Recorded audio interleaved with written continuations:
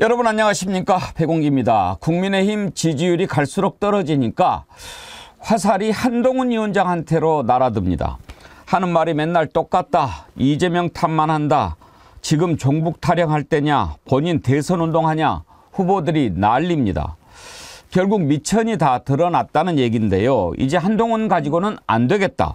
유승민을 대타로 내세워야 한다. 이런 말까지 나옵니다.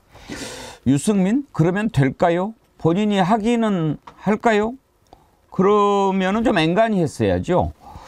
한동훈 한계로는 사실 충분히 예상했던 일입니다. 뭘 알겠습니까? 정치는요, 내공의 총집합이고 내공의 결정체입니다. 그래서 아무나 정치하는 것 아닙니다. 그리고 선거는요, 출마라고 하는 것은 자신이 살아왔던 모든 것을 다 드러내놓고 선택을 받는 일입니다. 얼마나 어려운 일이겠습니까? 정치 일도 모르고 아무렇게나 살아왔던 사람이 권력을 잡았을 때 나라 꼴이 어떻게 되는지 우리가 이미 충분히 보지 않았습니까?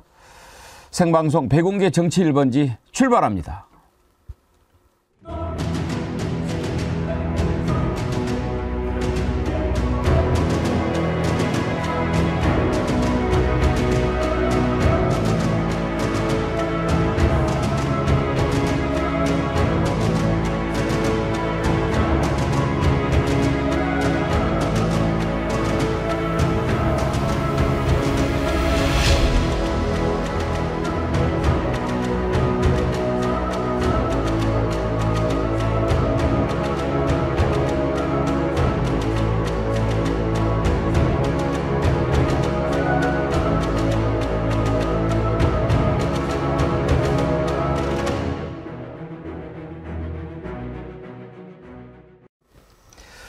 이채양 명주 파란 물결로 정의와 상식이 살아있음을 보여줍시다.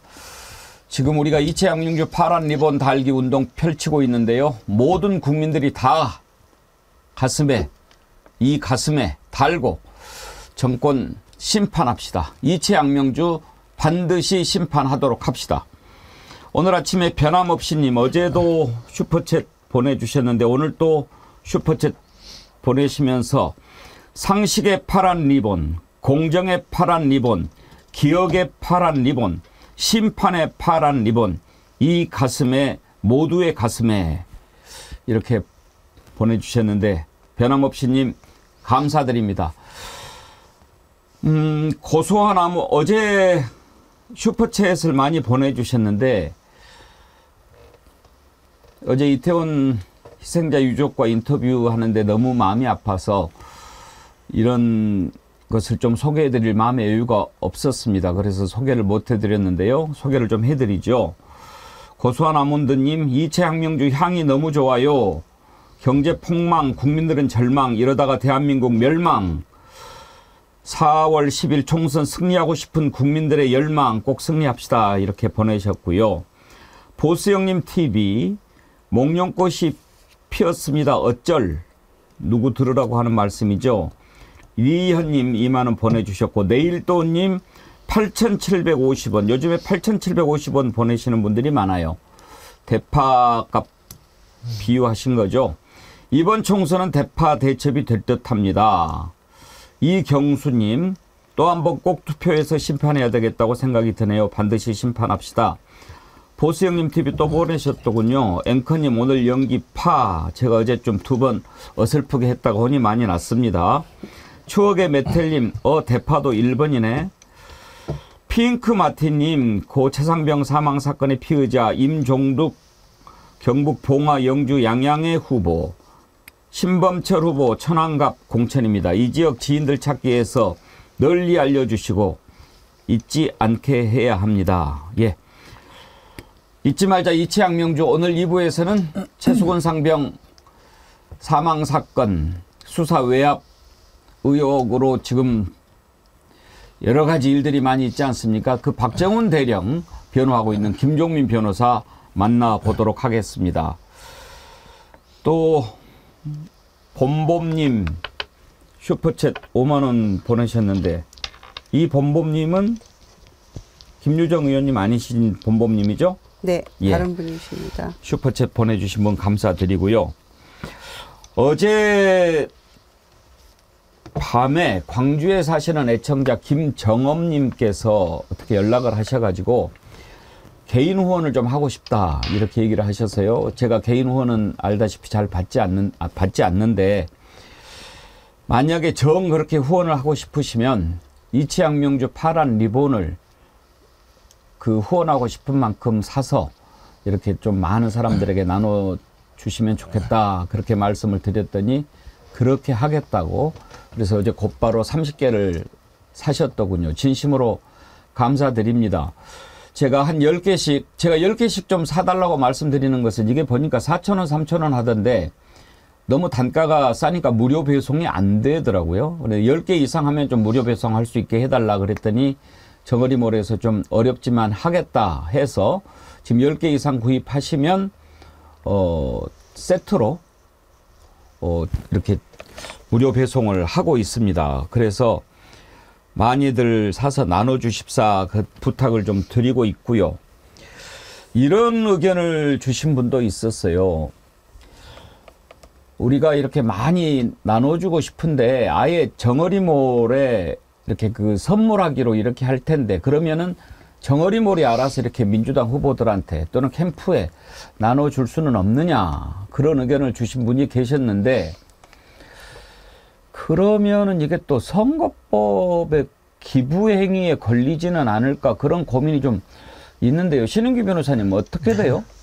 근데 뭐 마음이야 다 동일하겠습니다만은 이게 뭐 개인적으로 구매하셔서 개인적으로 선물하시고 이런 거는 뭐 상관이 없지만은 이게 또 선거 기간에 상당히 좀 예민하고 또 우리 공직선거법이 상당히 좀 포괄적이면서 좀 애매하게 규정하고 있기 때문에 그게 뭐 후보자들이나 이렇게 연관이 돼가지고 그런 식으로 좀 하는 것은 저는 좀 선거법에는 혹시 모를 그런 좀 부분이 있어서 좀 검토는 좀 필요해 보입니다. 제가 볼 때는.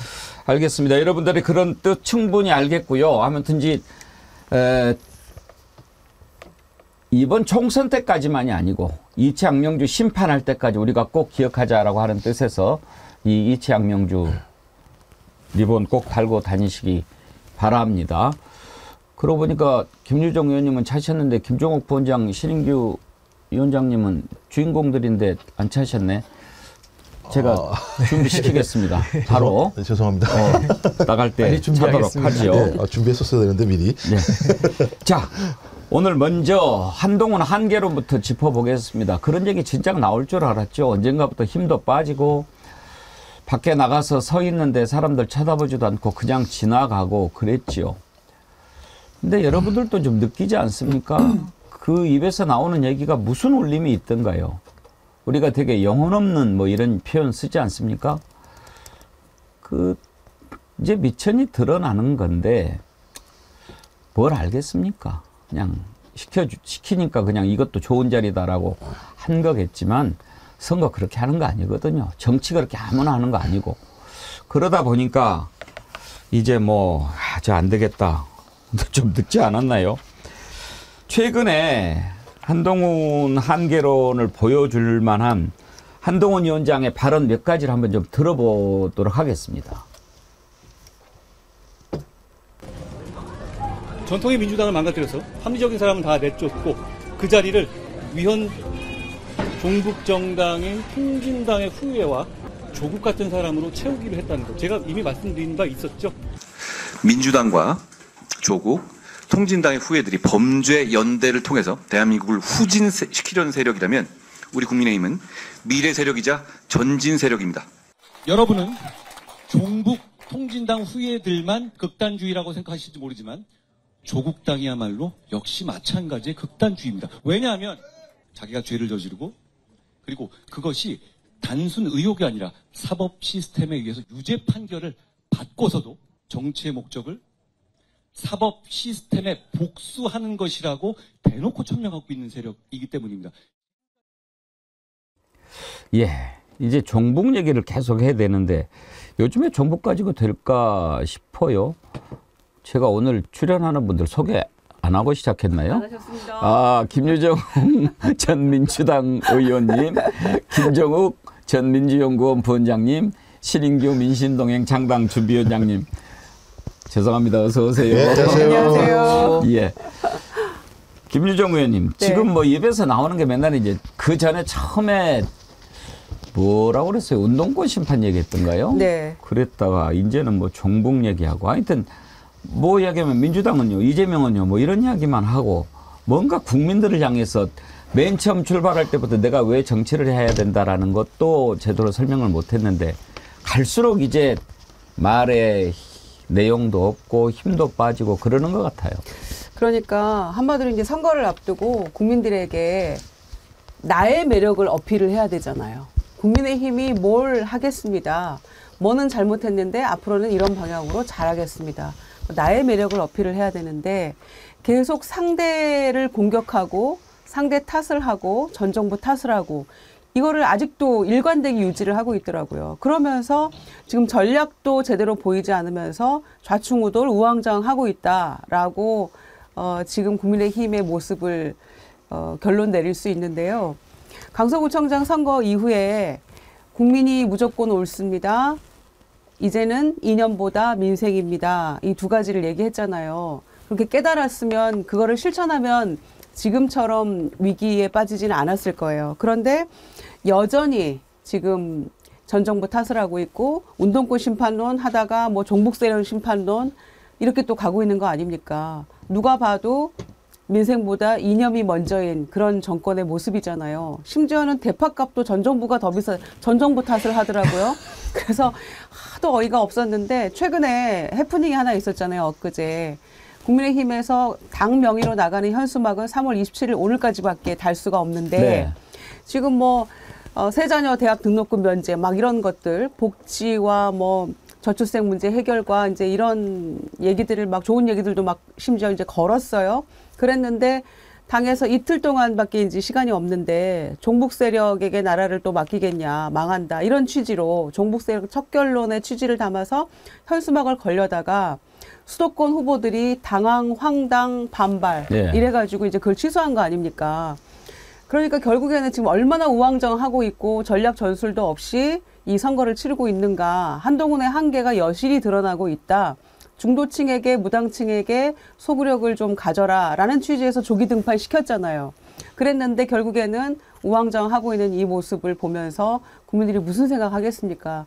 여전히 본인들은 이념에 매몰돼 있으면서 남 탓만 하고 있으니까 국민의힘이 결국 무엇을 보여주고자 하는 것인지 국민을 위해서 뭘 하겠다고 하는 것인지 그들만의 매력은 전혀 어필하지 못하고 결국엔 남 탓하고 이념으로 여전히 가고 있다. 그러니까 9일 뒤 사전투표에서부터 우리가 심판해야죠. 지금 이제 후보로 국민의힘 후보로 나선 사람들 그동안 선거 몇 번씩 치러본 사람들이 많지요. 김종 원장님 그런 분들이 보기에 한동훈 나와서 뭐 이렇게 이야기할 때 얼마나 속으로 같지 않겠습니까? 그렇죠. 또 오늘은 뭐라고 시부리나 이렇게 생각을 하겠죠. 그러니까 보면 윤석열 대통령은 청와대를 용산으로 보내더니 오늘 아침에 또 갑자기 또 한동훈 비대위원장은 국회를 갖다 세정으로 보내버렸어요. 그냥 말만 나오면 보낼 수 있다고 생각하는 것 같아요. 그러니까 그게 얼마나 중대한 문제이고 만약에 국회를 세종으로 보낼 생각이 있었으면 미리 얘기해서 국민들과 토론을 하고 아니면 국민의힘 의원들이 알아야 되는 상황인데 이제 급하니까 제가 볼 땐 또 이거 들고 나온 측면이 분명히 있는 거거든요. 전 그런 측면에서 선거 진짜 쉽게 하려고 한다. 제가 볼 때는 윤석열, 한동훈 이 두 사람이 국힘을 갖다 골로 보내는 상황이 되고 있는 상황이에요. 원래 국힘 뽀개버리려고 왔다고 그렇죠. 그랬어요. 본인의 예. 그 입으로 직접 얘기한 거기 때문에 일관성 있게 실행을 하고 있다는 생각이 들긴 합니다만 정치를 왜 모르냐고 얘기하면 그 CBS 기자한테 문제제기한 게 있잖아요. 예를 들면 물어봤더니 아니 뭐 저 이재명 당대표나 조국 당대표를 만나는 게 문제가 있다면 당신이 박근혜 전 대통령 만나는 것도 문제가 있는 거 아니야? 라고 얘기했더니 또 그 기자분이시군요. 근데 그건 두 개가 달라요 라고 얘기하면서 일당이 되고 이 나라를 장악하겠다라고 하는 게 이재명 당대표랑 조국 당대표가 그런 의도가 있기 때문에 박근혜 전 대통령이 다르다는 거예요. 전 이해가 안 되는 게 선거 왜 합니까? 일당 되려고 하는 거 아니에요? 그리고 이 나라를 장악할 수도 없어요. 대통령이 윤석열인데 어떻게 예를 들어 장악을 할 수 있겠습니까? 그러니까 자기가 생각나는 대로 얘기하는 것 같아요. 그러니까 국민적인 상식으로 얘기하는 게 아니고 좀 그리고 또 보니까 이번에 박근혜 전 대통령 만났지 않습니까? 예. 30분 정도 예방을 했는데 또 거짓말도 국정 전반과 현안들 살아오신 이야기들 굉장히 좋은 말씀을 들었다고 얘기를 하고 있고 의대 정원과 관련해서는 두 분이 심도 있는 이야기를 했대요. 저는 의대 정원 문제를 박근혜하고 논의를 했다고 그래서 그건 정말 이건 미친 거 아닌가 그런 생각이 그래서 들었어요. 저는 이 생각이 있는 건가? 그리고 뭐 30분 동안 이 얘기를 어떻게 할 수 있지? 그냥 가서 퍼포먼스 한 거잖아요. 따지고 보면 TK 지역에 있는 분들 저 박근혜 전 대통령 만났으니까 아니 사면받은 대통령하고 의대 정원을 왜 얘기를 해요? 왜 저한테 그러십니까? 한동훈 비대위원장이 하는 짓에 대해서 저한테 물어보시면 안 되는데, 그러니까 저는 이것도 또 예를 들면 브리핑을 한다고 브리핑한 거잖아. 이런 내용을 갖다가. 그러니까 제가 볼 때는 지금 상황이 매우 어려운 상황이니까 이것저것 다 갖다가 써먹으려고 하는 것 같아요. 하지만 말씀드렸듯이 대파 875내 끝난 거예요. 게임은. 아니 민생을 돌보지 않은 대통령이 존재하는데 그걸 응징하지 않으면 주권자가 뭐하러 존재하겠습니까? 전 그런 측면에서 뒤늦었다는 생각이 드는 것이고 지금이라도 사실대로 얘기해야 돼요. 잘못했다고. 사과하지 않으니까 이런 문제가 발생하는 거예요. 사과라도 하면 아마 제가 볼 때는 돌아서 있는 보수층이 조금이라도 고개를 돌릴 거라 생각하거든요. 전혀 사과할 생각이 없지 않습니까? 저는 뭐 어차피 한 번 정도의 또 하나의 변곡점이 있을지 모르겠습니다만 이 정도로 해놓고 좋은 전술을 바라는 건 진짜 나쁜 행동이고 나쁜 인간이다 생각밖에 안 듭니다. 참 국민의힘 보면 딱해요. 지난번 대선 때도 후보 없어가지고 꼬다가 했는데 아니 그 당에 그렇게 많은 사람들이 있잖아요. 그런데 한동훈 비대위원장 딱 오니까 꼼짝 못하고 이렇게 했다가 총괄 선대위원장 하니까 뭐 그냥 잘 될 줄 알았을까요? 신인기 위원장님? 저는 지금 국민의힘의 상태를 보면요. 이건 뭐 한동훈 위원장 포함해서 정치를 너무 쉽게 본 거 아닌가. 근데 반대로 말하면 국민을 우습게 본 거 아닌가. 라고 저는 생각이 들고요. 한동훈 위원장은 그동안에도 황교안, 이분도 검사 출신인데 황교안 대표가 갔던 길을 그대로 지금 발자국을 보면서 뒤따라가고 있다. 그게 뭐냐면요. 운동권 심판, 그러니까 민주당 때리기, 상대방 악마화로 시작을 해서 종북 타령 노래를 한 4절까지 부르다가 이제 그 다음 가는 곳의 종착지는 선거 패배를 받아들이지 못하면서 선거 부정으로 가는 거거든요. 그래서 앞으로 저는 한동훈 위원장의 미래가 총선 이후에 아마 부정선거 투쟁 운동에 아마 몸을 담지 않을까라는 생각이 들 정도로 어떻게 그렇게 참 보수 정당에서 이 길만은 가면 안 된다라고 하는 그 길만을 그렇게 쫓아가는 것이 이제 매우 참 신기할 지경이다라는 생각이 들고요.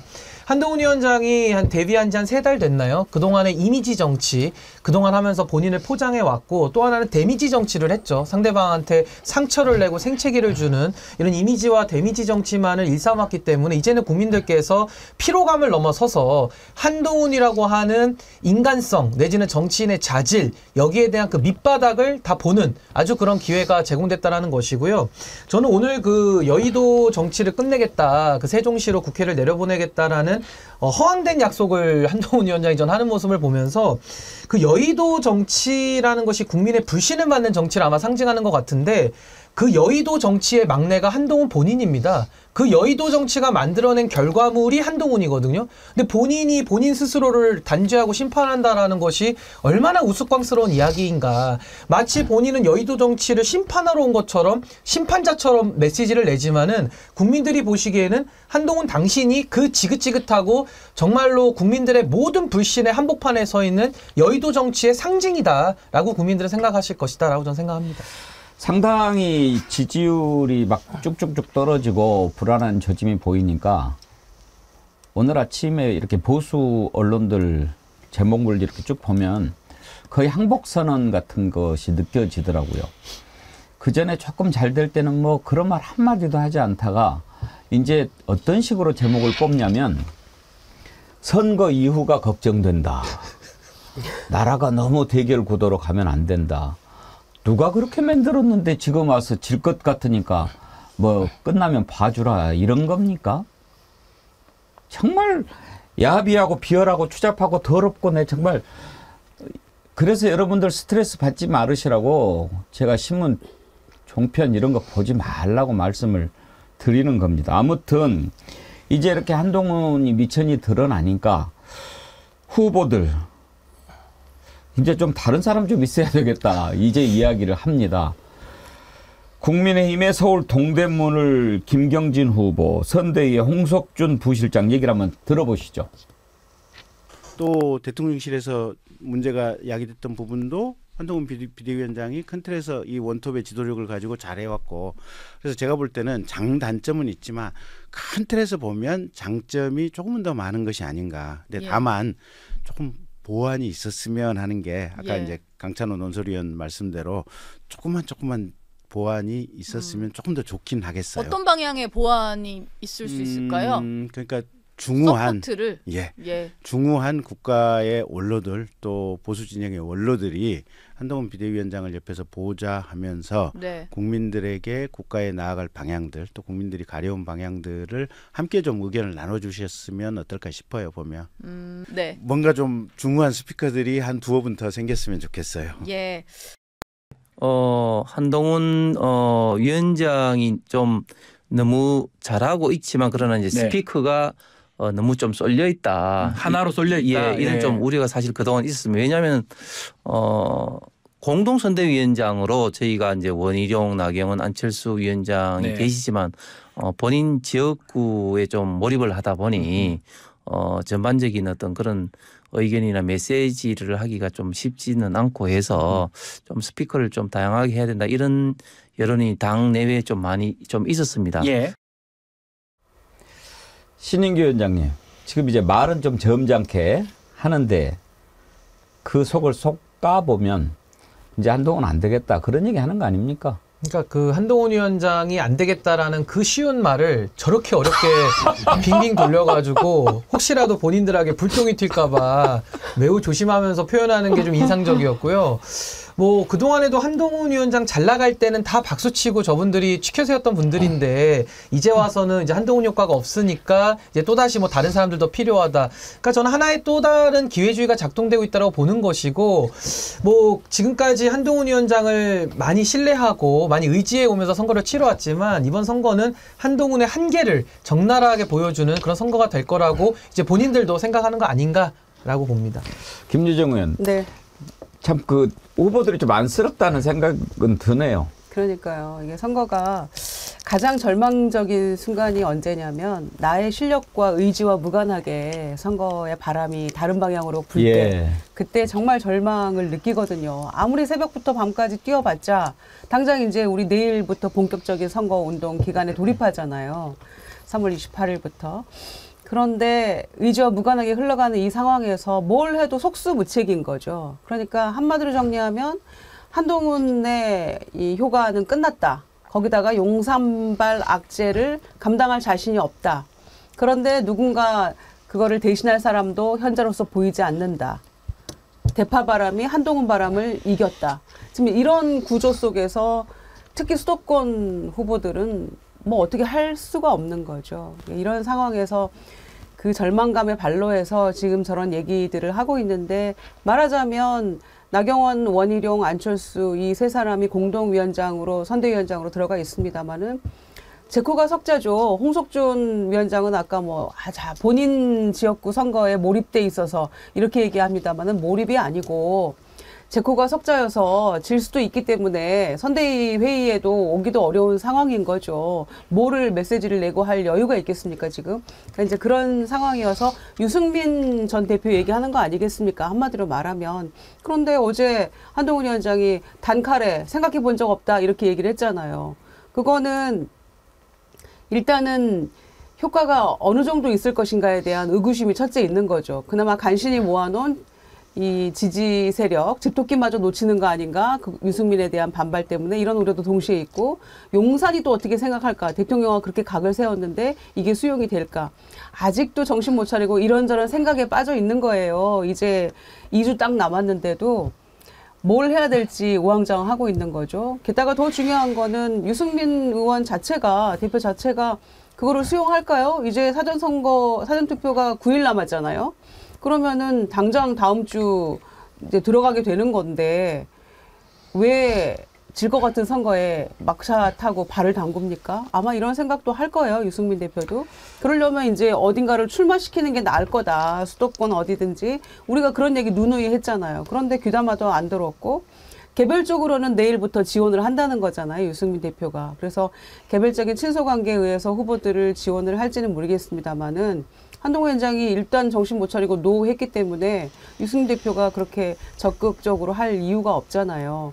그러니까 후보들이 아무리 저렇게 뭐 간절하게 얘기를 해도 당장 투입할 사람이 없는 거죠. 인요한 국민의 미래의 비례대표 8번인가요? 그분이 뛴다고 해도 제한이 있는 거죠. 사전투표가 9일 남았죠. 네. 오늘부터 이제 재국민투표가 시작이 되더라고요. 네. 오늘부터 4월 7일까지인가요?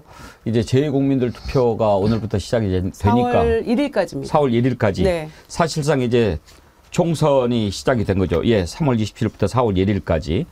보스형님 TV께서 앵커님 처음부터 한동훈 잘할 거라고 믿으셨나요? 저 정도면 100점입니다 하면서 슈퍼챗 보내주셨는데 저 처음부터 못할 거라고 알았어요. 그리고 금방 드러날 거라고 생각했는데 좀 오래 간 거예요. 근데 왜 오래 가냐? 진작부터 불만이 있었는데 겁나서 말을 못하는 거죠. 사실 뭐 남 탓할 거 없습니다. 자기들 무덤 스스로 판 거예요. 그렇게 해놓고 뭐 이제 와서 이제 도저히 안 되겠으니까. 아까 제가 말씀드렸듯이 정치 아무나 하는 거 아니거든요. 정치는 정말 자기 내공의 총집합이고 결정체입니다. 그래야 내공의 끝판이 정치로 나타난다고 생각하거든요. 그래서 정치를 아무나 할 수도 없고 아무나 해서도 안 된다고 생각하는 겁니다. 그렇지 않아도 힘든 정권 심판 구도 속에서 치러지는 총선인데 뭐 좀 해보려고 그러면 이종섭 피의자를 호주로 보냈다가 난리를 치지 않나. 뭘 좀 해보려고 하면은 대통령실 수석이라는 자가 무슨 회칼 테러 발언을 하지 않나. 이건 뭐 정신이 없잖아요. 그래서 아이고 이제 정말 포기하고 싶다.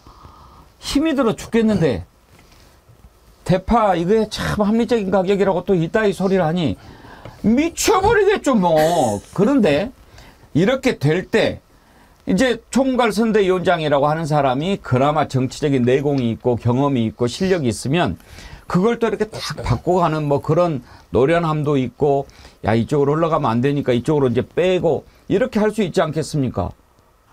그런데 그런 능력이 없는 거죠.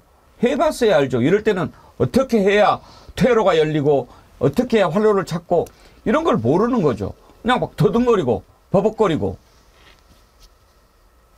어제 어떤 패널이 그 지적을 하셨는데 여의도역 5번 7구에서 국민의힘 후보랑 한동훈이 같이 서 있는데 사람들이 쳐다보지도 않고 그냥 쭉 가요. 그리고 한동훈은 가만히 서 있고 박용찬 후보가 한동훈과 함께 있습니다. 한동훈 위원장입니다. 이렇게 하고 있어요. 아니 후보를 선대위원장이 소개를 해야죠. 박용찬 후보입니다. 이렇게. 근데 그게 거꾸로 된 거예요. 그래서 사람들이 쳐다보지도 않고 그냥 가는데 어제 차지원 교수가 그런 얘기를 했던가요? 그럴 때 이렇게 산업은행 노조에서 왔는데 반응이 그러면 얼른 그러면 가서 토론하자 뭐 이런 식으로 뭐 주제를 좀 틀어서 민생에 집중하는 모습을 보여준다든지 이런 순발력도 없고 능력도 없고 그러니 김종원 원장님 네. 후보들이 이런 얘기 안 나오겠어요? 죽을 지경이겠죠. 그러니까 이제 바랄 걸 바라야죠. 한동훈 비대위원장 데리고 왔을 때 전 놀란 게요. 홍석준 의원 얘기가 참 재밌었어요. 그러니까 좀 기괴해요. 발언들이. 너무 잘하고 있으나 스피커가 쏠려 있다? 너무 잘하고 있으면 냅두면 되지. 뭐 예를 들면 스피커가 쏠려 있다고 얘기할 게 뭐가 있어요. 그러니까 앞에 대놓고 비판도 못하는 거예요. 김종인 비대위원장, 이준석 당대표가 탄핵의 강을 건너려고 얼마나 개고생을 했습니까. 기어 나왔더니 한동훈 비대위원장이랑 윤석열 대통령 다시 기 들어가요. 거기다가. 아니 그러면서 퍼달라고 얘기를 해요. 아니 우리 국민들이 7년 전에 탄핵한 사람 아닙니까? 탄핵한 사람을 다시 만나고 자기가 또 구형 30년 때린 사람이 가가지고 좋은 얘기 들었다고 얘기를 하는 상황에서 그 김성태 전 의원 얘기한 게 중도층, 수도권, 청년층의 확장성이 있는 유승민 대타가 필요하다고 얘기하는 건 중도층도 수도권도 청년층도 우리에게 등을 돌리고 있다는 얘기잖아요. 근데 박근혜 전 대통령을 만나요? 탄핵의 강으로 다시 기어 들어가요? 말이 안 되는 상황들을 전개하고 있고, 그래서 또 제안을 했더니 아까 말씀 유승민 전 의원 좀 데리고 나오시면 조금 상황이 좋지 않을까요? 얘기했더니 제가 특별히 생각해 본 적이 없다고요? 아니 선거하는데 왜 생각을 안 해요? 생각을 안 하니까 방법이 안 나오는 거지. 그러니까 생각도 안 하고 탄핵의 당으로 기어 들어가는 상황이 만들어지는데, 이 상황에서 국민의힘에 있는 출마자들은 또 한마디 비판도 안 해요. 대부분 무서워하는 거예요. 너무 잘하고 있으나 라고 하는 자락을 깔아놓지 않고서 뒷얘기만 하면 작살날 거라는 생각이 드니까, 저는 이런 상황에서 국민의힘에 있는 국회의원 후보자들이 제대로 유권자들에게 말씀을 할 수 있을까? 말씀을 할 수 없으면 안보가 주는 상황밖에 갈 수밖에 없는 거죠. 저는 그래서 자승자박이다. 저런 사람 데리고 와서 저런 사람 선대위원장 시켜놓고 선거운동을 하고 있으니 질 수밖에 없는 상황이기 때문에, 저는 지금이라도 마찬가지입니다만 비판을 해야 돼요. 잘못한 거에 대해서. 비판도 못하는 국회의원들이 어떻게 국민을 대신해서 국회를 운영할 수 있겠습니까? 한동훈이 안 되겠다라고 하니까 이제 당에서 나오는 얘기가 유승민 어떠냐. 다른 사람도 아니고 유승민 전 의원을 찾을 정도로 상황이 다급해졌나요? 유승민 의원이 어떤 처지입니까 지금? 윤석열과 어떤 관계입니까? 그런데도 유승민을 입에 올려야 되는 그런 상황이 된 겁니까? 이건 뭐 완전히 당을 자폭시키려고 한 발언이 아닌가 그런 생각까지 드는데, 돌출 발언으로 좀 유명한 분이긴 하죠. 김성태 전 원내대표가 그런 얘기를 했어요. 들어보시죠. 또 일각에서는 유승민 역할론이 다시 부상하는 것 같은데 이 점은 어떻게 보세요? 뭐 지금 상황은 절체절명의 상황입니다. 그런 상황에 또 가용 그리고 국민들에게 어필할 수 있는 좋은 자원이면은 어느 누구든 저는 가려서는 안 된다고 보고 있습니다. 그런 측면에서 유승민 전 대표의 뭐 개혁 보수의 목소리도 일정 부분 또 보수도 개혁 보수도 국민의힘이 다 담고 있는 보수입니다. 그렇기 때문에 유승민 전 대표의 이번 총선에서의 역할을 지금 이 시점에서는 충분히 고려할 수 있는 그런 사안이라고 저는 보고 있습니다. 그렇게 보시는 거군요. 근데 아무리 급해도 유승민을 얘기를 할 정도가 된 거는 참, 이건 어떻게 봐야 됩니까, 김유정 의원님? 사람들 참 염치가 없다는 생각이 들고요. 그렇죠. 염치가 없고 유승민 전 대표도 참 기가 막히겠다 이런 생각입니다. 사실 지난 지방선거를 대승을 거뒀잖아요. 국민의힘이. 그때 어떻게 했습니까? 경기도지사 후보에 만약에 유승민 후보가 됐더라면 민주당이 훨씬 힘겨운 싸움이 됐을 거다 이런 얘기도 많았었어요. 그런데 결국에는 짓밟아서 김은혜 후보를 만들었었잖아요. 그렇게 해서 이제 패배를 한 거죠. 그랬던 유승민을 이제 와서 다시 찾는다. 아무리 급하지만 최소한의 염치는 있고 뭔가 절차라는 것도 좀 있어야 되는데, 여기저기서 너도 나도 지금 뭐라고 했죠 아까? 중요한 스피커 뭐 필요하다 이렇게 아우성입니다마는 누군지 또 정확하게 이름도 되지 않아요. 또 김경진 후보 보니까 그 이름조차도 이렇게 거론하기가 두려운 모양이에요. 그런데 이제 김성태 위원장은 그래도 조금 더 용감한 거죠. 막 빙빙 돌려서 길게 만연체로 저렇게 얘기를 하고 있습니다마는 유승민 당장 투입 안 하면은 그나마도 다 죽는다 뭐 이런 취지의 얘기 아니겠습니까? 그런데 저는 유승민 대표가 이제 뭐 당의 공식적인 요청이 지금 없는 상황이고 별로 한동훈 위원장이 그럴 것 같지는 않아요. 그렇지만 요청이 있을 때 어떻게 판단할지는 잘 모르겠습니다. 그러나 제가 생각하기에는 이미 늦었다고 생각합니다. 이미 돌이키기 어렵다고 생각하고요. 바람의 방향을 바꿀 수 있는 시기도 이미 늦었다. 그렇지만 그런 상황에서도 아직까지 계산을 하고 재고 또 유승민 필요 없다라고 얘기하고 있는 한동훈 위원장의 이 모습을 보면서 정말 정치 초보 어쩔 수 없는 구제불능의 상황이다 이런 판단을 합니다. 신인규 위원장님 생각하시기에 만약에 유승민 의원님 와서 좀 선대위원장 맡아서 도와주십시오 그러면 올까요? 유승민 의원은 보수 정치인 중에 보수거든요. 근데 제가 봤을 때 지금 대한민국의 보수 정당은 없습니다. 아까 김성태 의원이 뭐 절체절명의 위기라 그러고 지금 뭐 국민의힘 구성원들이 다 죽게 생겼으니까 절체절명의 위기에서 도와주세요 이러는데요. 다 죽게 생긴 상황을 만든 사람들이 있고요. 다 죽게 생겼으면 죽는 게 맞습니다. 아니 다 죽게 생겼는데 이제 와가지고 안 죽겠다고 발버둥을 치고 골로 보내네. 정치라는 게 권한과 책임이 있는 건데 권한을 누릴 때는 자기들끼리 눈이 뒤집혀져가지고 권한만 누리다가 이제 와서 상황이 이 지경 되니까 또 책임만 유승민 의원 와서 또 책임만 지라는 겁니까? 아니 저는 정치를 해도 금도가 있고 어느 염치가 있어야 되는데 본인들이 그동안 해온 게 있잖아요. 근데 거기에 대해서 유승민 의원은 와서 책임만 져라. 근데 또 보수에서 참 그 가짜 보수들이 썼던 그 비겁한 프레임이 유승민 의원은 늘 국민 민심을 대변하니까 늘 자기들 뜻에 안 따라줬다고 그냥 배신자라고 아주 단순무식하게 그 조롱하고 공격하고 이래왔거든요. 그래서 저는 죽을 짓을 했으면 죽는 게 순리고 국민들의 심판을 받아라. 그러니까 성적을 못 받는 상황까지 왔으면은 당연히 그날은 성적표가 낮게 나온 게 맞지 뭐 승부 조작해야 됩니까? 저는 뭐 국민들의 민심은 매우 차갑고 저는 행한 대로 보응을 받아야 된다 저렇게 생각합니다. 김종 원장님 염치도 없지만 저는 너네는 배알도 없냐 그런 생각이 들어요. 근데 지금 저기 앵커님한테 그 댓글로 중요한 내용이 들어왔어요. 뭐요? 비밀 새나갑니다. 국힘 잘하고 있으니까 알려주지 마세요. 큰일 나요. 우리 비밀 병기 알리지 마요. 그러니까 앞으로 좀 한동훈 비대위원장에 대해서 얘기하지 말아라. 잘하고 있으니까. 여기서 칭찬을 해주는 여기서 계속 게. 비판을 하면 이 안 된다라는 얘기를 하는 건데요. 그러면 오늘 제목 바꿉시다. 한동훈 잘한다. 한동훈 만세로 한번 해주시죠. 더 잘하게.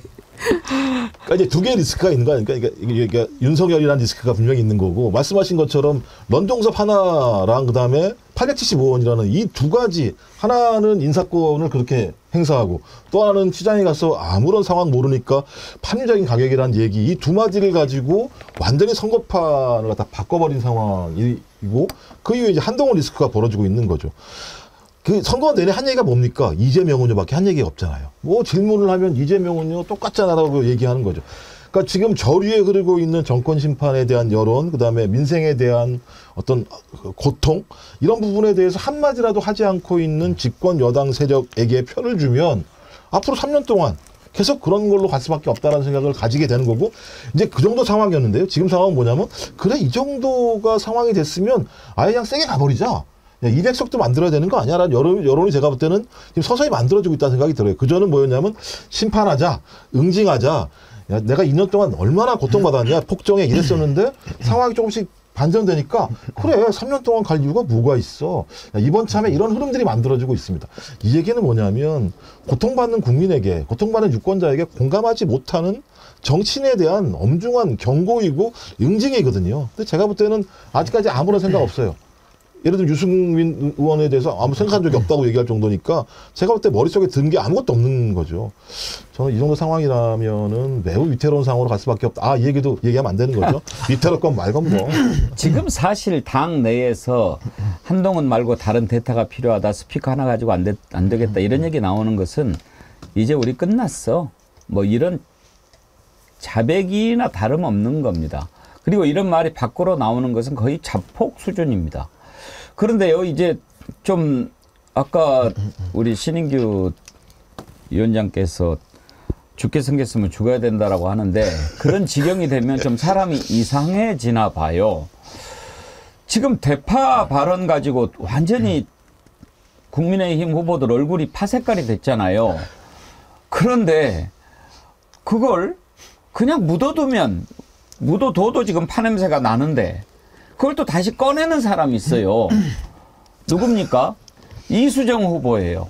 이수정 후보가 어저께는 그냥 가만히 있어야지 그걸 또 쉴드를 친다고 한 단이 아니고 한 뿌리 얘기한 거라고 그렇게 얘기를 했어요. 그걸 먼저 한번 들어보죠, 다시. 시장에 가셔서 한 단이라고 얘기할 때는 정말 그 안에 수십 뿌리가 들어 있어요. 그러니까 그렇게 얘기하시면 그러니까 이제 한 요쯤에 한 됩니다. 단인가에서 표현을 그렇게 하셨다 이 말씀이신가요? 네, 한 뿌리라고 이야기를 했으면 그게 사실은 980원이가 뭐 얼마인가 얘기하신 거 아니에요? 875원. 네. 그거는 한 뿌리 얘기하는 겁니다. 네. 한 뿌리는 아니었죠.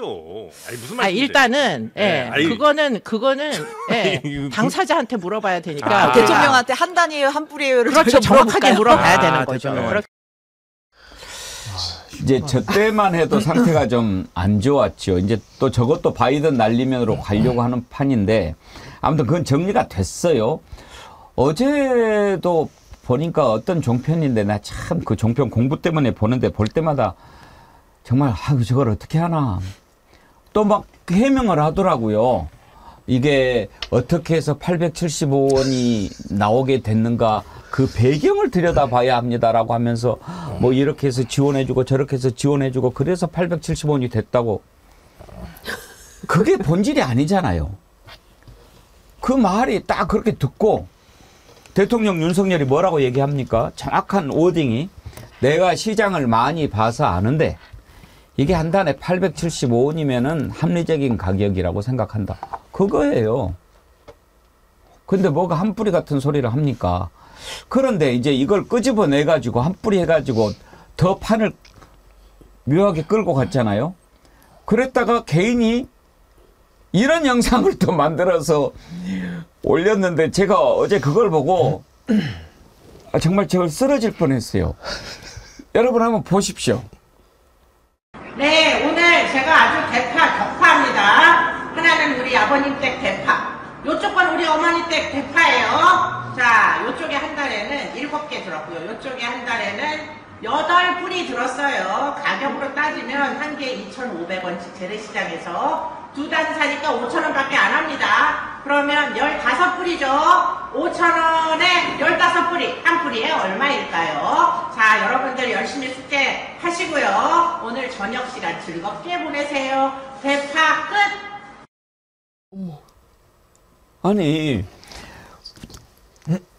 민주당 후보도 아니고 지금 국민의힘 후보잖아요. 민주당을 도와주려고 여기저기서 그냥 성원이 답지하는 것 같아요. 아, 전 좀 상태가 좀 아니 본인이 실언을 했고 말이 안 되는 얘기를 했잖아요. 아까 그 JTBC 그 유튜브 방송에 나와서 했을 때만 해도 그 한 뿌리인지 한 단인지는 본인한테 물어봐야죠 라는 말로 대략 수습이 되는 듯 했어요.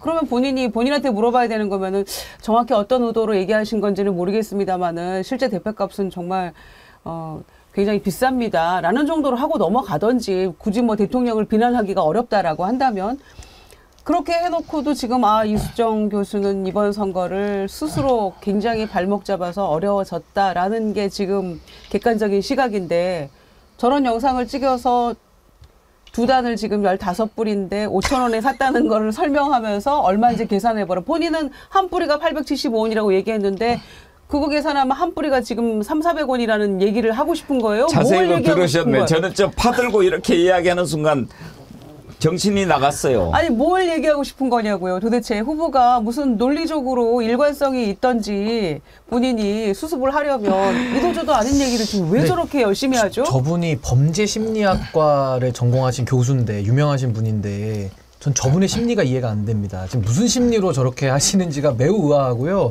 이건 뭐 대파를 넘어서서 거의 선거를 폭파시키기 위해서 지금 작심을 하신 것 같아요.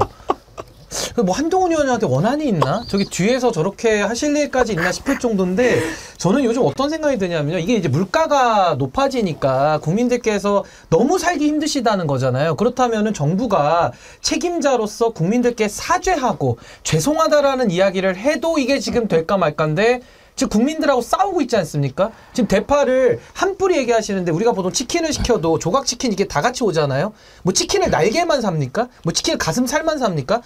한 단으로 사는 거거든요. 근데 그걸 가지고 지금 뿌리로 얘기해서 좀 우기는 모습이 너무나도 의아스럽고 저는요 이수정 교수 같은 분을 지적하기 앞서서 대통령을 그 하나로마트로 데리고 갔던 그 농림부 장관 이런 분들 있지 않습니까? 전 이분들은 사전 간신이라고 좀 보여지고요. 대통령이 그렇게 사고를 치고 사후에 수습한다면서 저렇게 일을 망치는 사람들 사후 간신 아니냐. 즉 간신들만 저는 판치고 있는 정부다라고 생각합니다. 그렇지 않아도 지금 보스 형님 TV께서 우리 김준혁 후보님은 복도 많습니다.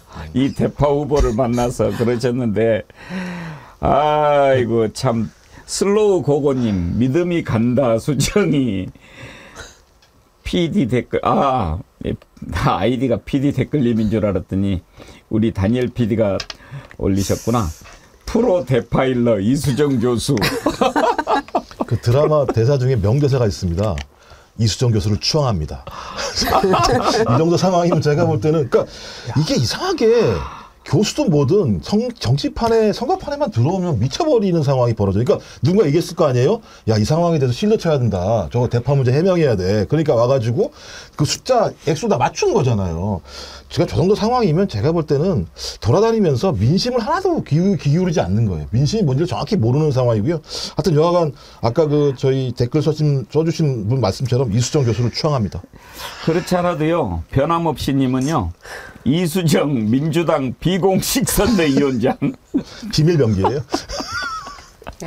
근데 벌로 진짜. 여의도역에 가서 아까 한동훈 위원장 싸늘한 거 맛보셨잖아요. 전 이수정 교수도 진짜 여의도 가서 좀 한 하루 종일 좀 서 계셔야 될 것 같아요. 이게 정말 이렇게 민심을 모를 수 있는지. 아니 근데 지금 그 이수정 후보는 성공한 것 같아요.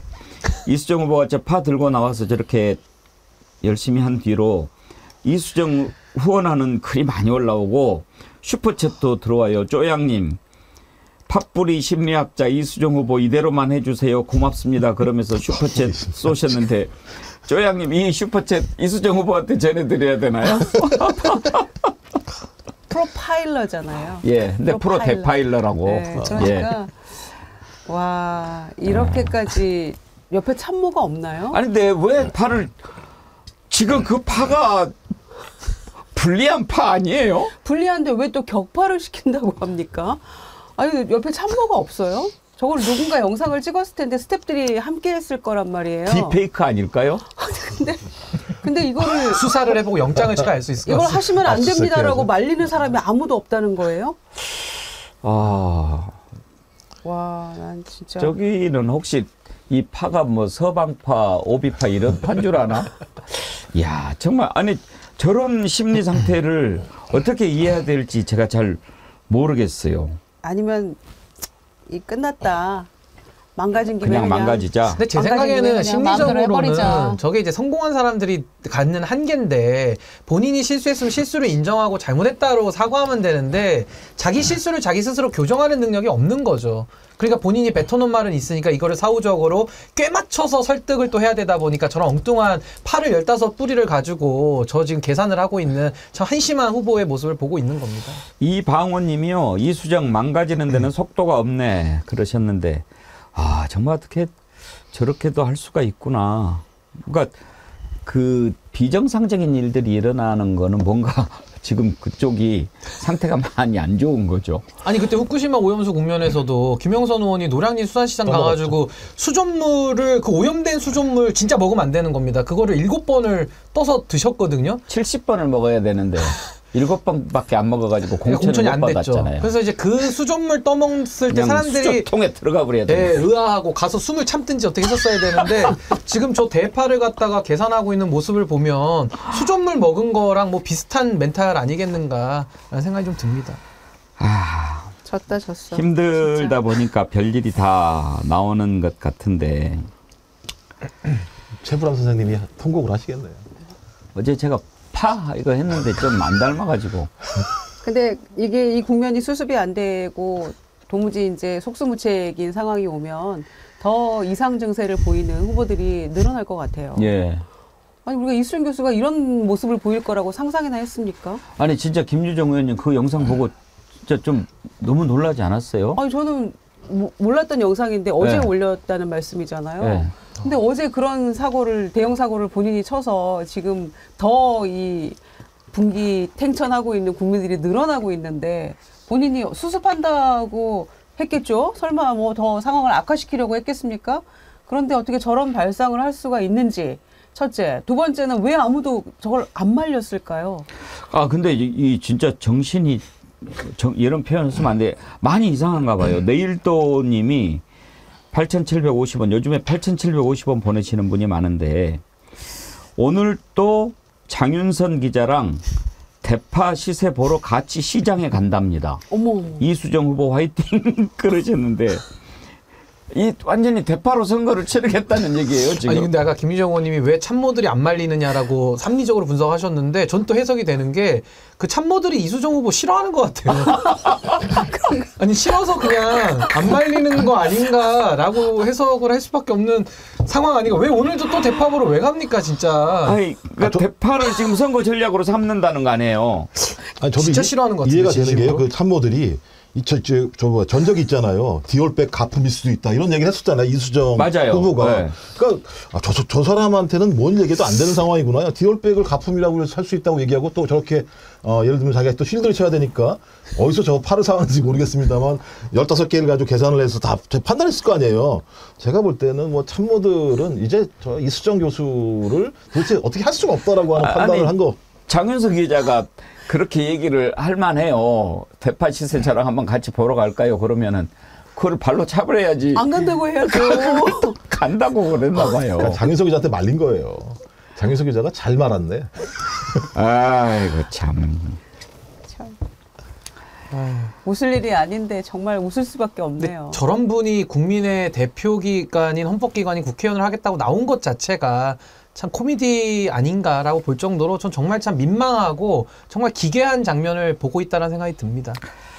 이제 이런 상황에 또 의료 대란까지 불거져 가지고 완전히 뭐 더군다나 이번에 의사협회 당선된 임현택 그 의사협회장이 지난번에 입 틀어막힌 그 사람 아니에요? 이분이 그 소아청소년과 이제 회장을 오래 하셨는데요. 재선이 한 4번 되셨다 그래요. 그래서 의사들 사이에서 평가가 꽤 좋으신 분이고 이번에도 윤석열 정부 상대로 해서 전제 조건을 걸었습니다. 그래서 보건복지부 장관 그리고 제2차관 사퇴 그리고 이번에 국민의 미래로 공천을 받은 안상훈 사회수석까지 일괄 공천 취소까지 해야 대화를 해볼 수 있다라고 아주 강경한 스탠스를 취하고 있는 걸로 알려져 있습니다.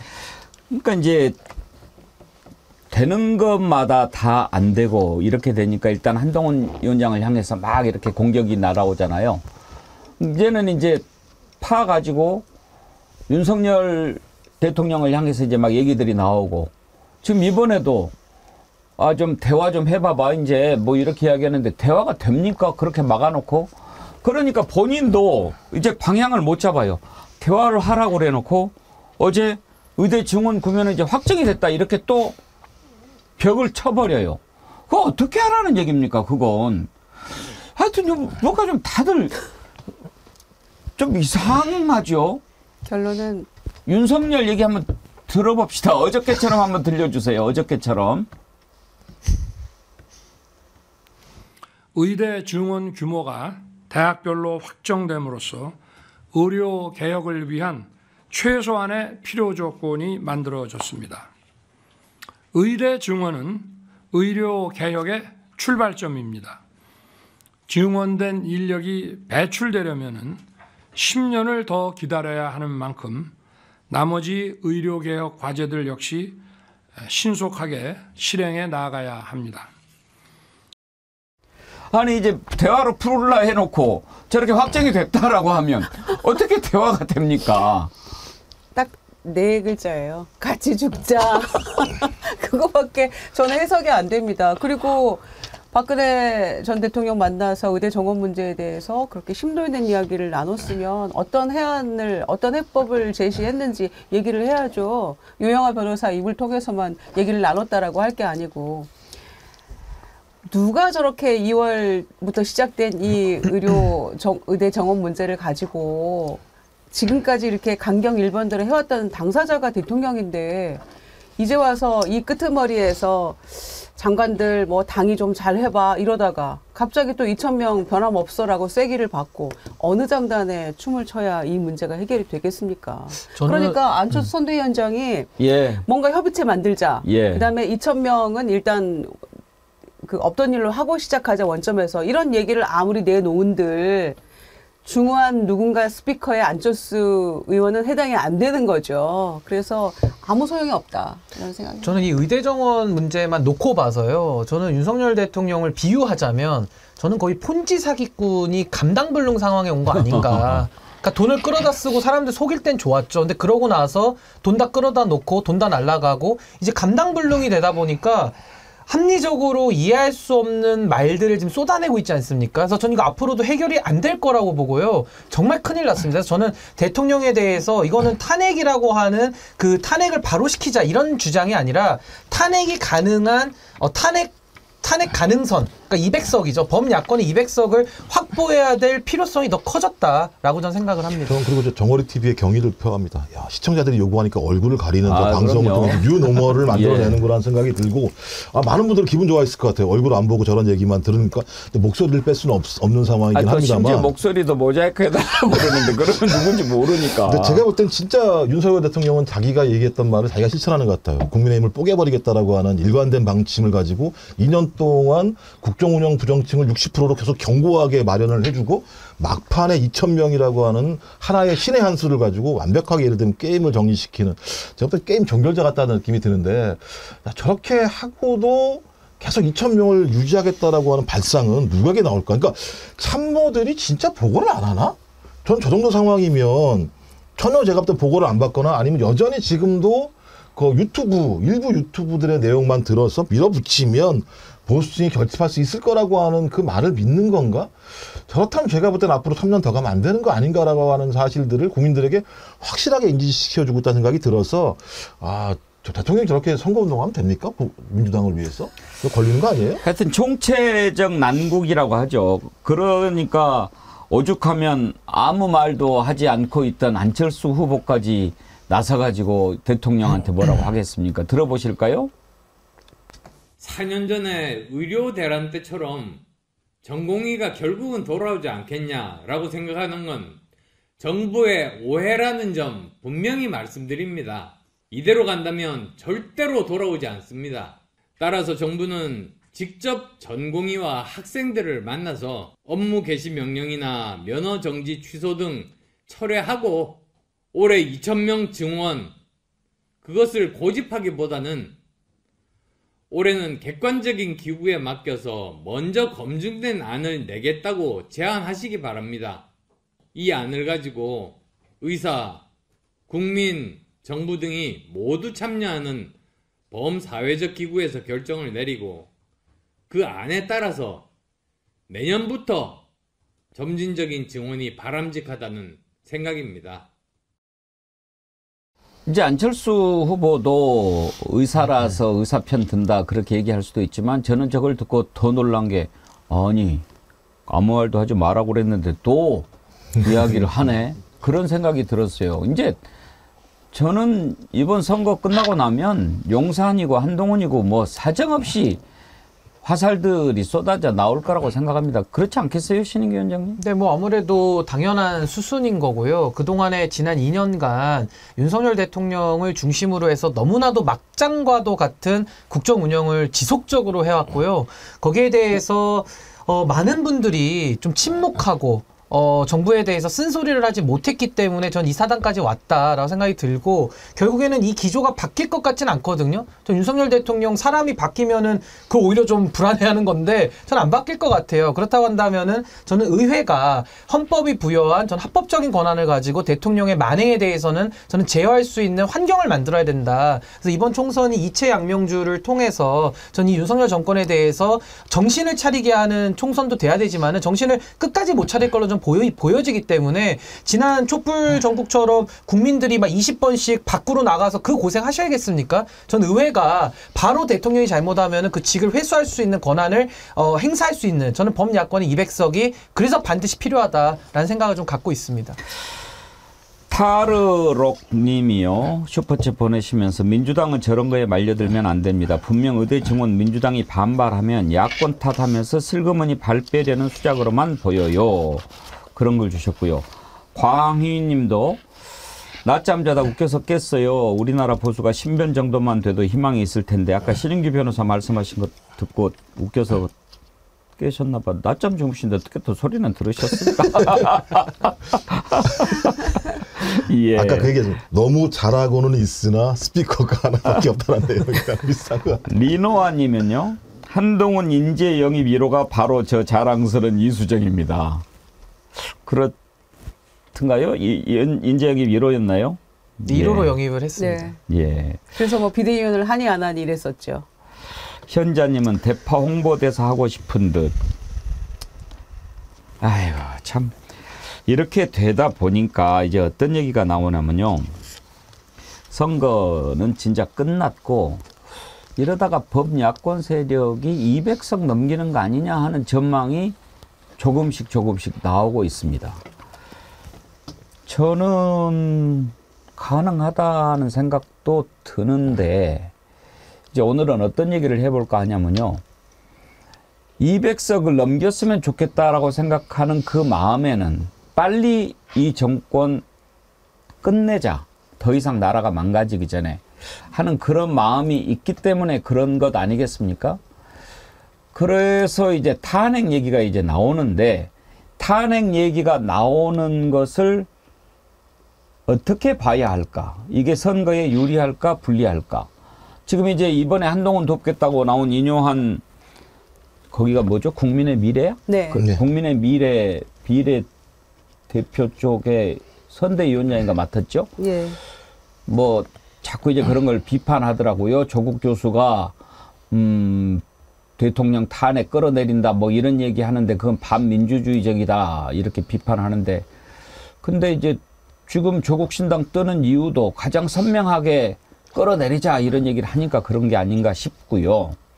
이재명 대표도 이제 이 정권 계속 도전은 안 되겠다라는 얘기를 계속 합니다. 한번 들어보고 선거에 어떤 영향을 미칠지 보도록 하겠습니다. 들어보시죠. 왕이라고 생각하면 안 됩니다. 주어진 권력을 사적으로 자신의 이익을 위해서 자기 주변의 이익을 위해서 자기 세력의 이익을 위해서 잘못 사용하면 주인의 입장에서 너 무슨 잘못했다. 너는 더 이상 무슨의 역할을 할 이유가 못 된다. 권력을 박탈해야 되는 것 아닙니까 여러분? 열심히 일 잘하면 다시 기회를 주면 됩니다. 열심히 일 안 하면 기회를 뺏어야죠. 그런데 도중에 말을 해도 도저히 안 되겠다. 나라를 망쳐먹는다. 그럼 도중에라도 해고해야 되는 거 아닙니까? 정말 잘 살다가 파탄 나버린 아르헨티나처럼 될 수도 있습니다. 우리 국민들의 선택이 대한민국 운명을 결정한다는 생각으로 이번 선거에서 정말 많은 분들이 꼭 참여해 주시기를 부탁드립니다. 어떻습니까? 이제 사실 지금 국민들 마음은 이미 심리적 탄핵 상태다 이렇게 보기는 하는데 신인기 위원장님 윤석열 탄핵을 얘기하는 게 선거 전략상 마이너스가 될까요? 글쎄요, 저는 뭐 국민들의 여론을 반영을 한 주장이기 때문에 저는 뭐 굳이 마이너스가 된다고 생각하지는 않고요. 아까 뭐 인요한 위원장이 뭐 탄핵 이야기를 하면은 반헌법적이다 이런 식으로 이야기를 하는데 헌법을 모르시니까 자꾸 그렇게 국민들을 선동하시는 것 같은데요. 탄핵 사유가 없는데 악의적으로 탄핵을 하면 그건 반헌법적이죠. 그게 누구냐? 2004년도에 노무현 대통령에 대해 탄핵을 했던 게 반헌법적인 탄핵입니다. 그런데 동시에 국민주권주의라고 하는 민주공화국의 주인이 국민인데 국민을 배신하고 대통령이 자기 마음대로 권력을 사유한다? 그 현상 자체가 반헌법적인 겁니다. 그럼 그걸 바로잡는 게 헌법적인 거거든요. 그래서 지난번에도 박근혜 대통령 탄핵 때는 헌법재판소가 8대0으로 탄핵을 인용을 했어요. 이건 어느 때보다도 헌법적이었던 거고 헌법을 오히려 수호한 거거든요. 그래서 저는 지금 윤석열 대통령이 과연 노무현 대통령의 사례일지 박근혜 대통령의 사례일지를 이제 국민들이 평가하실 텐데요. 제가 아무리 봐도 윤석열 대통령은 헌법 위반한 정황이 너무나도 많이 발견이 됐습니다. 제가 수사거임이라고 말씀드렸는데 수사권, 그리고 사면권, 거부권, 대통령이 임명권까지 모든 것을 가지고 좀 헌법을 유린하는 상황까지 가고 있기 때문에 이 상황을 방치하면 전 오히려 그것이 반헌법적이다라고 저는 생각합니다. 사실 반헌법적인 행위를 그냥 지켜보고 있는 것도 헌법에 반하는 행위 아닙니까? 아니, 그리고 탄핵은 헌법에 들어가 있기 때문에요. 탄핵 행위를 갖다 반헌법적이라고 얘기하는 자체가 제가 볼 때 문제가 있는 거죠. 판단을 헌재에 맡겼을 뿐인 거고, 소위 헌법 내에서 탄핵은 가능한 측면이 분명히 있는 건데요. 저는 이제 많은 분들이 좀 이거 댓글도 보면 그런 것 같아요. 탄핵 얘기가 나오면 역풍이 불지 않겠냐 이런 말씀을 하시는 건데 저는 이것 때문에도 여기 뺏지 있지 않습니까? 이체 양명주라고 하는 부분들. 그러니까 이게 지금 밝혀지지 않고 있는 거잖아요. 근데 누가 밝히지 못하게 하고 있느냐? 대통령이 소위 헌법적 근거에 의해서 거부권을 행사하니까 밝혀지지 않은 부분들인 거예요. 근데 이 부분이 200석이 넘게 되면 어떤 형태로든지 특검을 하든 특별법이 통과되든 그것을 통해서 실체가 밝혀집니다. 실체가 밝혀져서 대통령과 그 주변 사람들이 법률 위반한 행위가 명백하게 드러나게 되면 그 내용을 가지고 탄핵을 하지 않으면 매우 문제가 많은 거예요. 그러니까 법률 위반의 중대성이 명확히 보이는데도 불구하고 국회가 그것을 방기해서 탄핵을 하지 않은 행위가 문제가 있기 때문에 저희가 시청자분들이 이해하시는 방법들은 이체 양명주라고 하는 부분과 관련해서 이 진실을 밝히는 문제가 가장 중요하다. 이번 선거를 통해서 200석이 넘는다면 대통령도 이것을 거부할 수 없을 것이다. 거기에 의해서 결과가 나와서 법 위반 행위가 명백하다면 국회는 소위 탄핵을 통해서 헌재에 물어봐야 된다라는 생각이 하나 드는 것이고요. 또 하나는 계속 얘기합니다. 경제 문제가 되게 중대합니다. 왜냐하면 경제가 아무런 문제가 없는데 코로나 같은 게 없는데도 불구하고 코로나만큼도 경제 상황이 좋아지지 않고 있는 문제로 가고 있거든요. 그러면 민생은 쓰러지고 법률은 위반되는 상황을 방치하는 것 자체가 제가 볼 땐 소위 민주공화국의 주권자로서 할 행위가 아니기 때문에 저는 이 탄핵 이런 문제가 중요한 게 아니라 지금 벌어지고 있는 사태와 관련돼서 이 문제에 대한 그 민주공화국을 올바로 세우기 위한 방식으로서 200석이라고 하는 부분들의 목표를 세우는 건 전 정당하다고 생각합니다. 이렇게 생각해 볼 수는 있겠죠. 김유정 의원님. 이제 민주당이 초반에 탄핵 이야기를 자제하고 이렇게 200석 몰아달라 이런 이야기를 하지 않았던 이유가 이제 중도층을 의식한, 그러니까 이제 너무 강하게 막 탄핵으로 밀어붙이고 그러면은 중도층이 흔들릴까봐 반발할까봐 그랬다고 볼 수는 있는데, 저는 지금 조국 신당의 지지율이 높은 게 반드시 진보만이 이렇게 지지해서 그렇다고는 생각하지 않거든요. 네. 그러니까 윤석열 정권, 그러니까 윤석열을 지난 대선 때 찍었던 사람들까지도 윤석열이 계속 이 나라를 끌고 가면 나라 망하겠다라고 하는 확신이 드니까 정리를 좀 해야 되겠다. 이거 이대로는 안 된다. 그런 생각 때문에 그쪽으로 모이는 것이 있지 않겠느냐. 그런 생각도 들거든요. 그렇습니다. 대선 때 48몇 % 득표율이었잖아요. 윤석열 대통령이. 그런데 부정평가는 여전히 50% 이상 60% 중반까지를 왔다 갔다 하고 있어요. 60% 평균값 나오고 있는 것 같은데, 그거는 지지했던 보수 유권자도 등을 돌리고 있다는 것, 일관되게 지금 집권 3년 차에 접어든 지금까지도 잘 못하고 있다라는 그 인식을 우리와 함께 하고 있다는 거잖아요. 그러니까 그런 분들조차도 이번에 등 돌리고 있기 때문에 국민의힘에 대해서 이 정도 지금 지지율밖에 나오지 않는 거다라고 할 수 있고요. 그리고 게다가 이제 대통령이 지금 계속해서 용산발 악재가 이 모든 문제를 더 심화시키고 있잖아요. 그러니까 선거를 잘 치러야만, 그리고 국민의힘이 좋은 결과를 얻어야만 윤석열 정부 남은 3년도 희망이 있고 뭔가 일을 해볼 수 있다라고 한동훈 비대위원장이 스스로 얘기를 그렇게 다니면서 하고 있는데도 용산에서는 계속해서 선거 질 궁리만 하고 있는 그렇게 모습처럼 보여요. 그러니까 이런 국면에서 국민들이 탄핵 이런 얘기를 입 밖으로 내서 명시적으로 얘기하지 않았던 분들도 속으로 이 정도면 정말 이거 안 되겠네라고 판단하고 있던 분들도 이제는 그냥 너무나 당연하게 스스럼 없이 탄핵 얘기를 할 수 있는 지경에 이르렀다. 그리고 그렇게 만든 당사자가 바로 대통령 자신이다. 이렇게 생각할 수밖에 없죠. 그래서 탄핵 얘기가 그냥 너무 자연스럽게 이제 나오고 있는 것 같아요. 너무 자연스럽게 나오고 있는 것 같고, 거기에 대해서 뭐 비난하고 비판을 쏟아내던 보수 언론도 이제는 체념하는 단계로 가고 있는 것 같아요. 그러니까 앵커 초반에 말씀하신 것처럼 선거 이후에 어떻게 할까? 선거 이후에 걱정, 이런 얘기는 스스로도 걱정하고 있는 거예요. 지금 보수 그렇죠. 언론에 우리 걱정을 지금 하고 있는 거죠. 스스로들. 근데 여기 심각한 게 뭐냐면요. 그 이체 양명주를 잘 곱씹어 보시면 이태원 참사에 대해서 누구 하나 정치적 책임 안 졌습니다. 아직까지도 안 졌습니다. 그 최수근 상병의 안타까운 죽음에 대해서 수사 외압 사건 이제 더 확대돼가지고 범죄 혐의자까지도 우대해주고 특혜를 줘서 호주 대사를 보내줍니다. 아직 갈 때까지 간 거고요. 양평 노선 조작도 어떻게 됐는지 저 너무 진실이 궁금하고, 또 명품백에 대해서도 뇌물 혐의가 카메라에 찍혀서 나왔는데도 이걸 선물인데 박절하지 못해가지고 받았다라고 대통령이 이렇게 포장하거든요.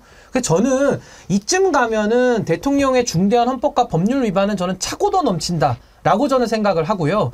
더 중요한 것은 이제 보수 내부에서도 윤석열, 한동훈 이 두 지지 기반이 지금 갈려지고 있습니다. 그러니까 보수가 흔들리고 이제는 윤석열, 한동훈 이 둘을 놓고서도 보수가 분화되면서 전 이제 중도는 당연히 대통령이 잘못했을 때 탄핵해야 된다라는 입장을 가지고 있는 데다가 보수에서 그 단단하던 콘크리트도 이제 깨어지고 있기 때문에 윤석열 대통령은 이제 어떤 지지 기반으로 정치를 해 나갈 것인지 저는 일을 똑바로 못할 거면은 이제는 국민들이 더 이상 참지 않는 지경까지 왔다. 전 참을 만큼 참았다라고 생각합니다. 지금 이제 그 민주당에서는 자꾸 경계를 하죠. 그러니까 너무 앞서 나가면은 곤란하다. 그러면은 위험하다. 절대 자만해서는 안 된다라는 차원에서 200석 뭐 이런 발언하면 경고하고 그렇게 하지요. 그렇지만 뭐 지지하는 사람들은 그 넘으면 더 좋겠다는 생각 그렇게 갖지 않겠습니까? 지금도 이제 그 이야기를 하는데 몇몇 분들께서 댓글로 그런 이야기 하면은 안 됩니다. 쉿 막 그러는데 아까도 제가 말씀드렸지만 그런 마음을 민주당 지지자만 갖고 있겠느냐 이거예요.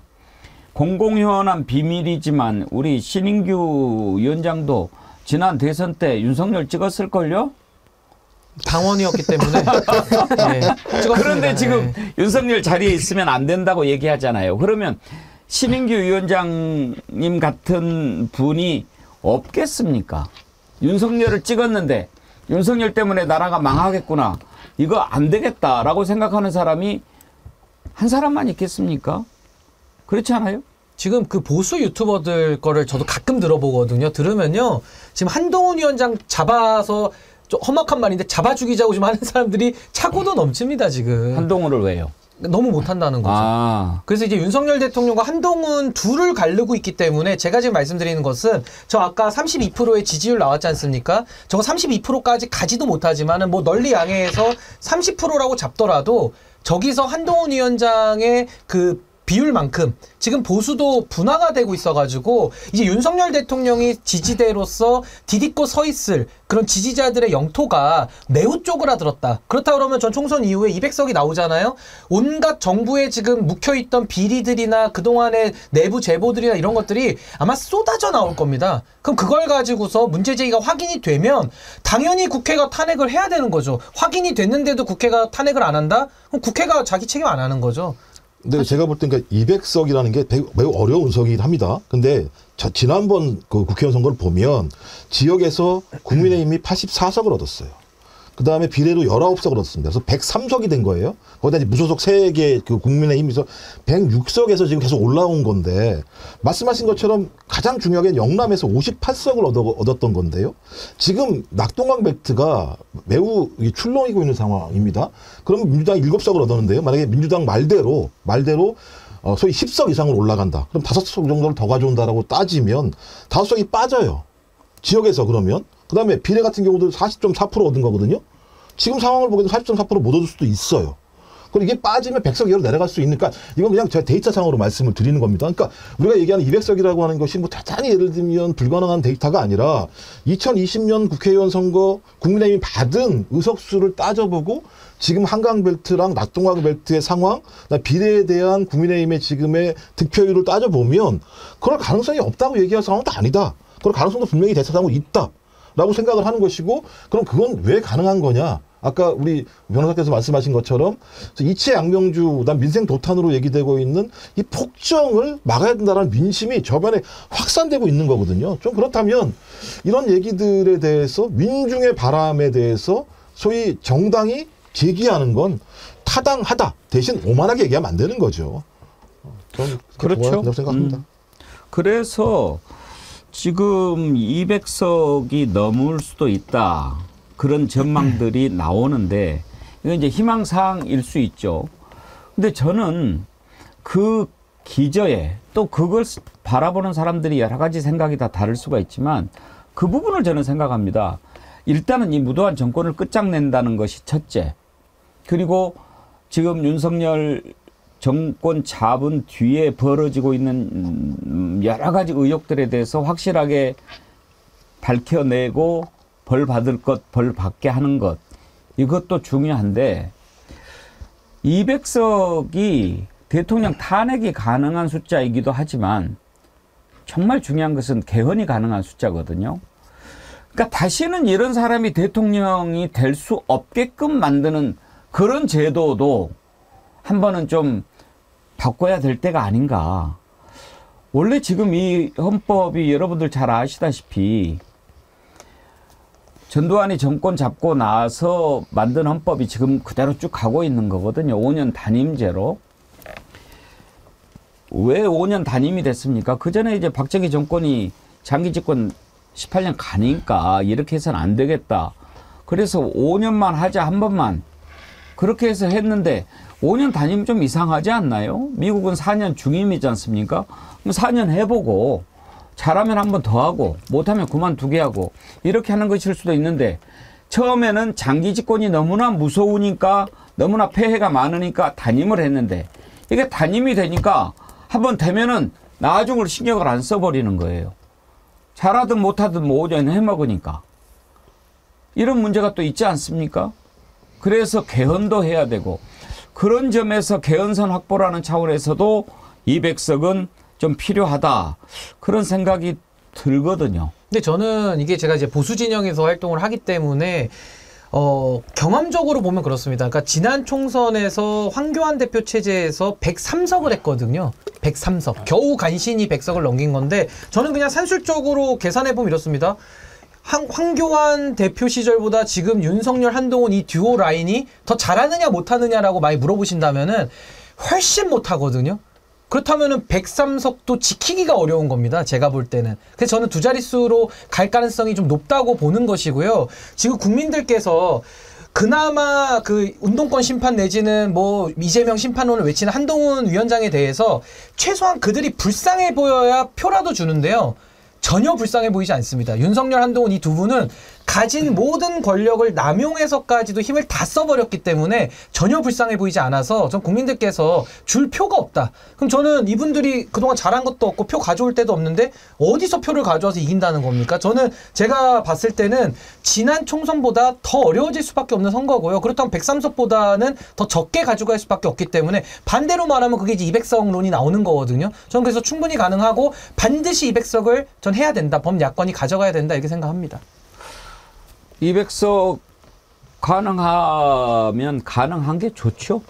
200석 만들면 좋죠. 저는 300석이 되면 더 좋겠어요. 좀 국민의힘도 대호각성 해가지고 국민의힘이라고 나라 걱정 안 하겠습니까? 이 총선을 뛰면서 여러 후보들이 아마 국민의힘 후보들 스스로 속으로 여러 가지 생각할 거예요.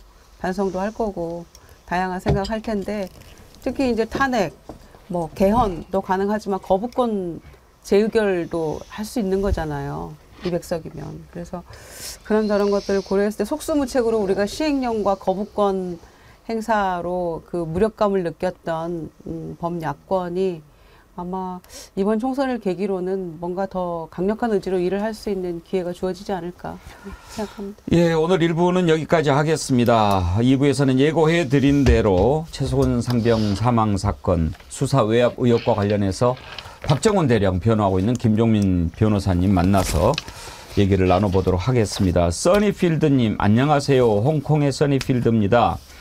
해외에서 살면서 먹고 살기 바빠서 한 번도 투표를 해보지 못했습니다. 오늘부터 시작되는 제2회 선거 날에 영사관에서 처음 투표하고 왔습니다. 영사관에 선거하러 오는 재외 국민들이 없어서 너무 놀랐습니다. 안내문이 발송이 안 된 거 아닌가 의구심도 듭니다. 지난번에도 이런 글 보내신 분이 계셨어요. 이번에 재외 국민 투표하는데 현지 대사관이나 영사관에서 적극적인 안내나 독려가 별로 없다라는 글들을 보내는 분들이 많으시더라고요. 오늘 또 우리